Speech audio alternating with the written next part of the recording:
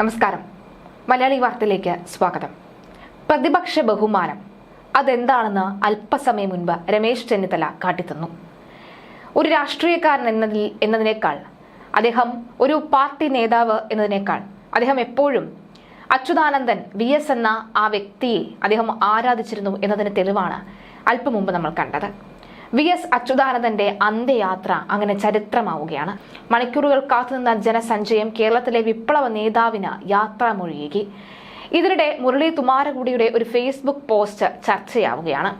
താൻ ജനിച്ചു വീണ സമൂഹത്തിലെ പാവങ്ങളുടെ കൂടെ നിന്ന് അനീതികളെ എതിർത്ത് തോൽപ്പിച്ച് കൂടുതൽ നല്ലൊരു സമൂഹവും ജീവിതവും പിൻതലമുറകൾക്ക് നൽകി ഒരാൾ കടന്നു പോകുമ്പോൾ ആ തലമുറയുടെ പ്രതികരണമാണ് നാം കാണുന്നത്.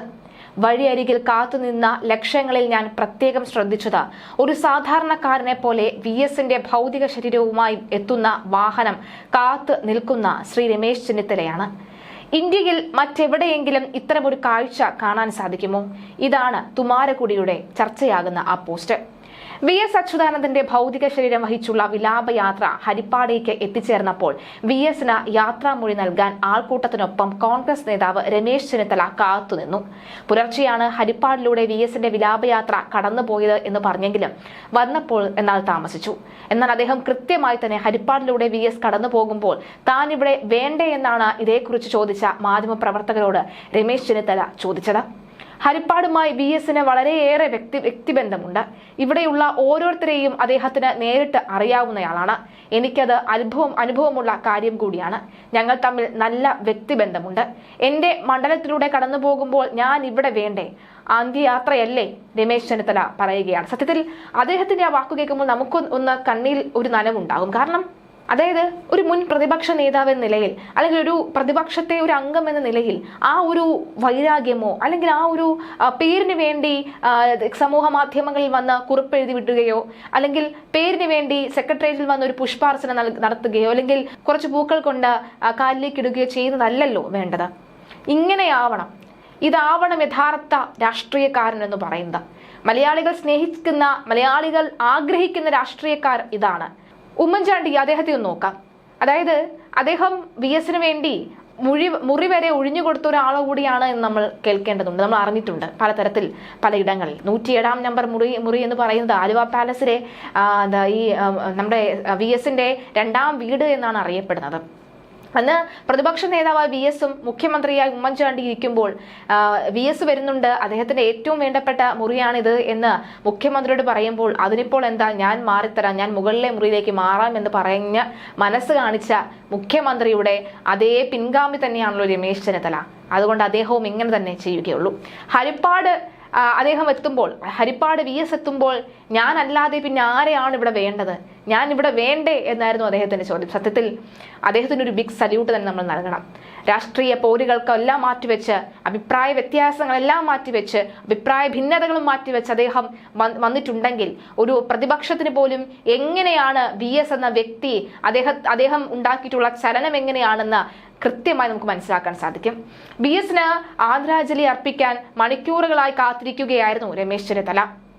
ജനങ്ങൾ VSനെ എത്രമാത്രം സ്നേഹിക്കുന്നതിന്റെ ഉദാഹരണമാണ് വൻ ജനാവലി.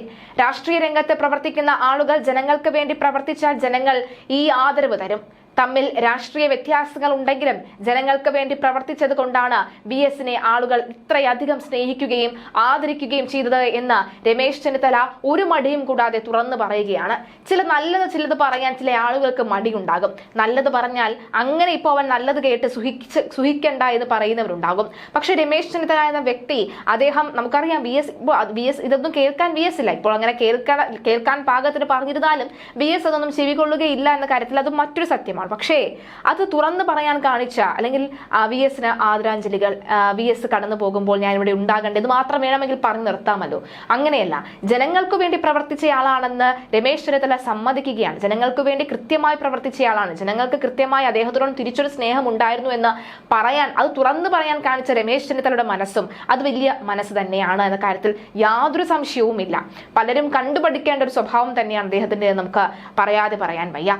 ആലപ്പുഴയിലെ നേതാക്കന്മാർ അച്ഛന്മാർ എന്ന നിലയ്ക്ക് VS-ഉം താനും തമ്മിൽ നല്ല ബന്ധമുണ്ടായിരുന്നു എന്നും രമേശ് ചെന്നിത്തല പറയുകയാണ്. മുരളി തുമ്മാരക്കുടിയുടെ പോസ്റ്റ് നമുക്ക് നോക്കാം. കണ്ണേ കരളയെ VS-എ, ഞങ്ങളുടെ ചങ്കിലെ റോസാപ്പൂവേ, സഖാവ് VS അച്യുതാനന്ദന്റെ അന്ത്യയാത്ര കാണുന്നു. ഇന്നലെ രാത്രി പലവട്ടം പലയിടത്ത് കണ്ടു. ബോണിൽ ഇപ്പോൾ നേരം വെളുത്തിട്ടില്ല. അവസാന യാത്ര ഹരിപ്പാട് എത്തുന്നതേ ഉള്ളൂ. എവിടെയും ജനസമുദ്രമാണ്, ഉയരുന്ന മുദ്രാവാക്യങ്ങളുമാണ്. എങ്ങനെയാണ് ഒരു മനുഷ്യൻ ദശലക്ഷക്കണക്കിന് ആളുകൾക്ക് ഇത്രയും പ്രിയങ്കരനാകുന്നത്? താൻ ജനിച്ചു വീണ സമൂഹത്തിലെ പാവങ്ങളുടെ കൂടെ നിന്ന് അനീതികളെ എതിർത്ത് തോൽപ്പിച്ച് കൂടുതൽ നല്ലൊരു സമൂഹവും ജീവിതവും പിൻതലമുറകൾക്ക് നൽകി ഒരാൾ കടന്നു പോകുമ്പോൾ ആ തലമുറയുടെ പ്രതികരണമാണ് നാം കാണുന്നത്.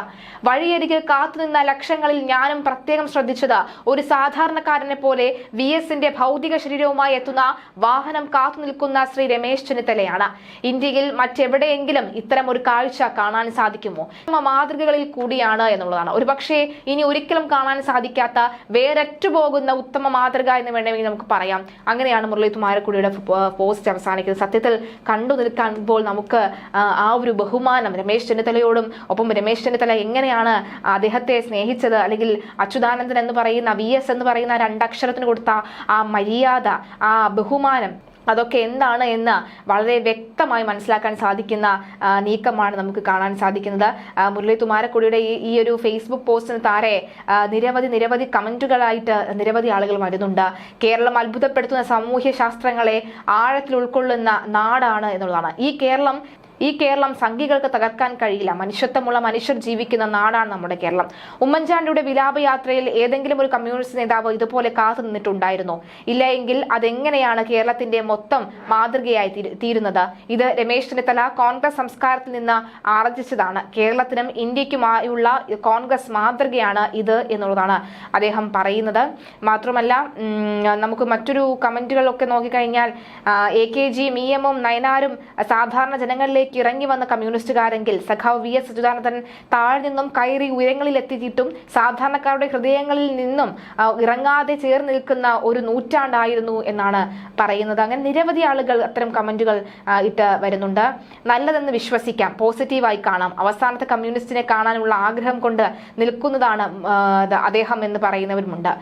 എന്തായാലും നമ്മുടെ കേരളത്തിൽ ഇത്രയും നല്ല കാര്യങ്ങളും കൂടി നടക്കുന്നുണ്ട് എന്ന് കൂടി നമുക്ക് മനസ്സിലാക്കാൻ ഇത്തരം ചില ചരിത്ര പുരുഷന്മാർ നമ്മെ വിട്ടു പോകേണ്ടി വരുന്നു എന്നുള്ളതാണ് നമ്മൾ വളരെ വേദനയോടുകൂടി അറിയുന്ന കാര്യം.